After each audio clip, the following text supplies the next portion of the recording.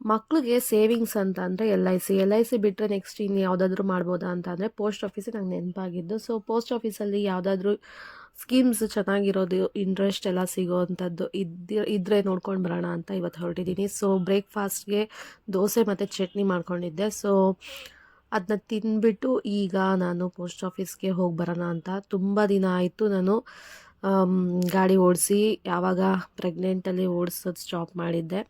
ಅದಾದಮೇಲೆ ಈಗ ಒಂದು ಸ್ವಲ್ಪ ನಿಯರ್ ಬೈ ಇದ್ದರೆ ಅಲ್ಲಿಗೆ ನಾನು ಟೂ ವೀಲರ್ ತೊಗೊಂಡು ಹೋಗ್ತಿದ್ದೀನಿ. ಸೊ ಪ್ರಾಕ್ಟೀಸ್ ಆಗಲಿ ಅಂತ.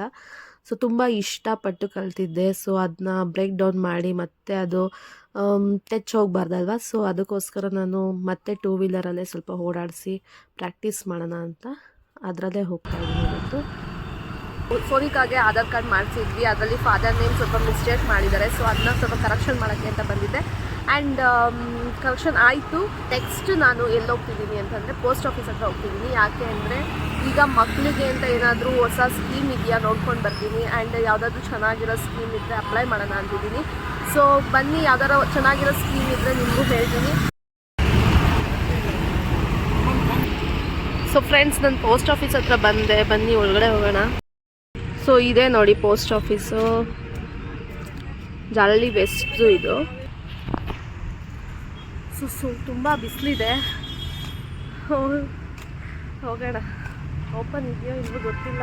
ಪ್ಲ್ಯಾನ್ ಇದ್ದಿದ್ದೆ ಬೇರೆ ಸ್ಕೀಮು, ಬಟ್ ಅಲ್ಲಿ ಹೋಗಿ ನೋಡಿದ್ಮೇಲೆ ಡಿಸ್ಕಸ್ ಮಾಡಿದ್ಮೇಲೆ ನನ್ನ ಮೈಂಡ್ ಚೇಂಜ್ ಆಗಿ ಬೇರೆ ಸ್ಕೀಮ್ಗೆ ಅಪ್ಲೈ ಮಾಡಬೇಕಾಗಿ ಬಂತು.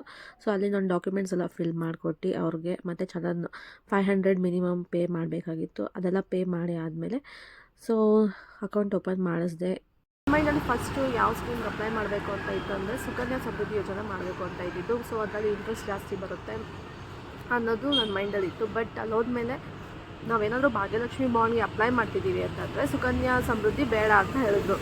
ಸೊ ಎರಡರ ಮಧ್ಯೆ ಕನ್ಫ್ಯೂಷನ್ ಇತ್ತಲ್ವ, ನನಗೆ ಭಾಗ್ಯಲಕ್ಷ್ಮಿ ಬಾಂಡ್ ಮಾಡಿಸ್ಬೇಕು ಅಂತ ಇದ್ದೆ. ಸೊ ಅದರಿಂದ ನಾನು ಏನು ಮಾಡಿದೆ, ಬೇರೆ ಒಂದು ಸ್ಕೀಮ್ ಅಪ್ಲೈ ಮಾಡಿದೆ, ಅದು PPF. ಸೊ ಅದ್ರದ್ದು ಏನು ಇಂಟ್ರೆಸ್ಟ್ ಇದೆ, ಅದು ಯಾಕೆ ನಾನು ಅಪ್ಲೈ ಮಾಡಿದೆ ಅನ್ನೋದು ನಾನು ಮನೆಗೆ ಹೋದ್ಮೇಲೆ ಹೇಳ್ತೀನಿ. ಸೊ ಈಗ ನಾನು DV's ಸೂಪರ್ ಮಾರ್ಕೆಟ್ ಹತ್ರ ಬಂದಿದ್ದೀನಿ. ಸೊ ಇಲ್ಲಿ ಏನಾದರೂ ಸ್ವಲ್ಪ ಶಾಪ್ ಮಾಡಿಕೊಂಡು ಹಾಗೆ ಮನೆಗೆ ಹೋಗೋಣ ಅಂತ. ಸೊ ಒಂದು ಐಸ್ ಕ್ರೀಮ್ ಕೂಡ ತಿನ್ನಬೇಕು ಅನಿಸ್ತಿದೆ. ಐಸ್ ಕ್ರೀಮ್ ತೊಗೊಂಡು ಹೋಗೋಣ. ಮನೇಲಿ ಚಳಿ ಕಾಯ್ತಾ ಇದ್ದಾರೆ.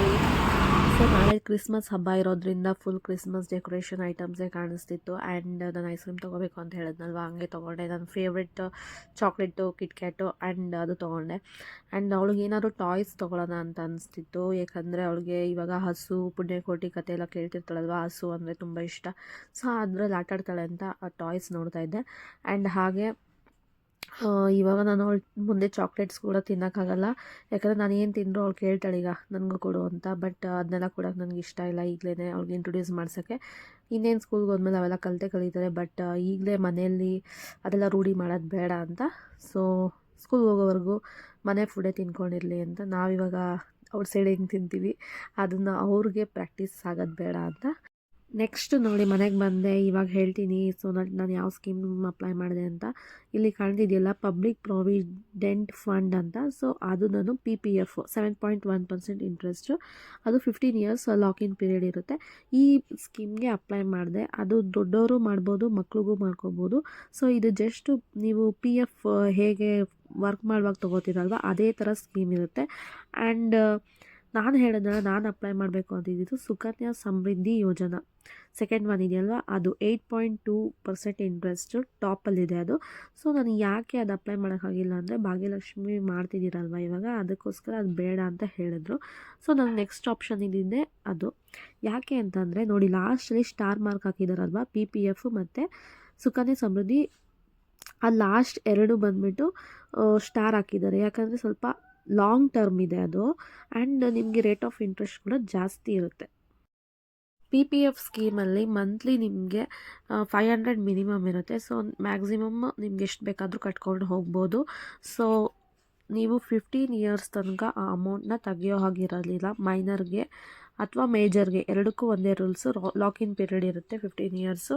ಸೊ 7.1% ಇಂಟ್ರೆಸ್ಟು ನಿಮ್ಮ ಅಮೌಂಟಿಗೆ ಆ್ಯಡ್ ಆಗ್ತಿರುತ್ತೆ. ಆ್ಯಂಡ್ ನೀವು ತಗೋಬೇಕಾದ್ರೆ ಅಮೌಂಟು ನಿಮ್ಗೆ ಎಷ್ಟಾಗುತ್ತೆ ಅನ್ನೋದನ್ನ ಇಲ್ಲಿ ಲಾಸ್ಟ್ ಲೈನ್ ಇದೆ ನೋಡಿ, ಎಕ್ಸಾಂಪಲ್ ಅಂತ ಕೊಟ್ಟಿದ್ದಾರೆ, ಮೆಚುರಿಟಿ ವ್ಯಾಲ್ಯೂ ಅಂತ.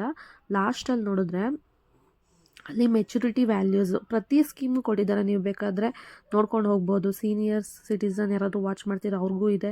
ಆ್ಯಂಡ್ ಕಿಸಾನ್ ವಿಕಾಸ್ ಪತ್ರ ಅಂದರೆ ನೀವು ಇವಾಗ ಇಡೋ ಅಮೌಂಟು 9 ಇಯರ್ಸ್ ಆದಮೇಲೆ ಡಬಲ್ ಆಗುತ್ತೆ, ಆ ಥರ ಎಲ್ಲ ಸ್ಕೀಮ್ ಇದೆ. ಬಟ್ ನನಗೆ ಅದೇನು ಇಷ್ಟ ಆಗಲಿಲ್ಲ, ಯಾಕಂದರೆ ಜಾಸ್ತಿ ಅಮೌಂಟ್ ಇದ್ದರೆ ಮಾತ್ರ ಆ ಸ್ಕೀಮ್ನ ಆಪ್ಟ್ ಮಾಡಿ. ಕಮ್ಮಿ ಅಮೌಂಟ್ ಇದ್ದರೆ ಒಂದು ಗೋಲ್ಡ್ ತೊಗೊಂಡ್ರೇ ಡಬಲ್ ಆಗುತ್ತೆ. ಸೊ ಅದು ಕಿಸಾನ್ ವಿಕಾಸ್ ಪತ್ರ ನನಗೇನು ಅಷ್ಟು ಇಷ್ಟ ಆಗಲಿಲ್ಲ. ಫಾರ್ ಎಕ್ಸಾಂಪಲು 1000 ಮಂತ್ಲಿ 1000 ರುಪೀಸ್ ಆಗ್ತಿದ್ದೀರಾ ಪಿ ಪಿ ಎಫ್ಗೆ ಅಂತ ಅಂದರೆ ಅದನ್ನ ಇಂಟು 15 ಇಯರ್ಸ್ ಮಾಡಿದ್ರೆ 1,80,000 ಆಗುತ್ತೆ. ಅದಕ್ಕೆ ಇಂಟ್ರೆಸ್ಟ್ ಬಂದು 15 ಇಯರ್ಸ್ಗೆ 1,35,572 ರುಪೀಸ್ ಆ್ಯಡ್ ಆಗುತ್ತೆ. ಸೊ ಟೋಟಲ್ ಅಮೌಂಟ್ ನಿಮಗೆ 3,15,572 ರುಪೀಸ್ ನಿಮಗೆ ಲಾಕಿನ್ ಪೀರಿಯಡ್ ಆದಮೇಲೆ ತೊಗೋಬೋದು. ಸೊ ಈ ರೀತಿ 1000 ರುಪೀಸ್ಗೆ ಅಂದರೆ ನೀವು ಮಂತ್ಲಿ ನೀವು ಎಕ್ಸ್ಟ್ರಾ ಅಥವಾ 3,000 ಆ ಥರ ಹಾಕ್ಕೊಂಡು ಹೋದರೆ ನಿಮಗೆ ಪ್ರಾಫಿಟ್ ಇದೆ. ಸೊ ಈ ರೀತಿ ನಾನು ಸ್ಕೀಮ್ ಅಪ್ಲೈ ಮಾಡಿದ್ದು. ಸೊ ಇದಿಷ್ಟು ಆಗಿತ್ತು ಇವತ್ತಿನ ವಿಡಿಯೋ. ಇನ್ನೂ ಹೆಚ್ಚು ಮಾಹಿತಿ ಬೇಕಾದರೆ ನೀವು ಕಮೆಂಟ್ ಮಾಡಿ, ನಾನು ತಿಳಿಸ್ತೀನಿ. ಸೊ ಒಂದು ಐಸ್ ಕ್ರೀಮ್ ತಿಂದ್ಕೊಂಡು ಹಾಗೆ ಇವತ್ತಿನ ದಿನ ಕಳೆದೋಯ್ತು. So thank you so much for watching.